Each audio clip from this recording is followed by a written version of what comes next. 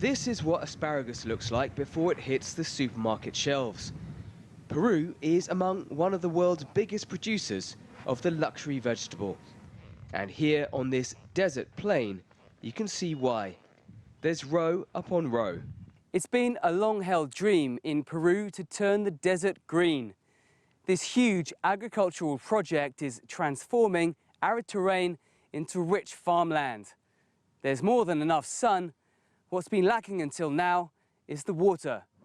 The precious resource is distributed using a drip irrigation system. Not a drop is wasted. There's no room for error when hundreds of millions of dollars have been invested into making this place the leading edge for Peru's agro-export boom.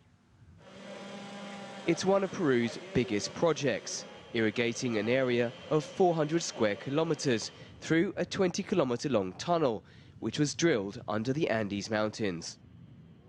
This state-of-the-art irrigation system distributes the water to just one of more than 20 agricultural companies across this dry coastal valley.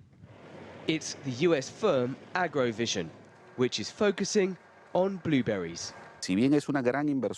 It may well be a big investment, but this area allows for a high level of production at low cost at a time when there are not a lot of available products on the market. We have the quantity when prices are high. That makes this business profitable. Of course, we aim to get all the necessary certificates to access the most important global markets. Harvesting here during the Northern Hemisphere's off-season is what gives Peru's agribusiness its niche in the international marketplace. And one of the biggest potential markets is China, where consumers will pay 30% more for larger blueberries, along with avocados, grapes, and citrus fruits. The US remains the biggest market for Peru's fruit and vegetables, but Chinese demand continues to grow, says Galino. The sky is the limit. What's more, agribusiness will create thousands more jobs, he adds. Working in agriculture is the least qualified job. It's an economic activity which I believe will help Peru beat poverty.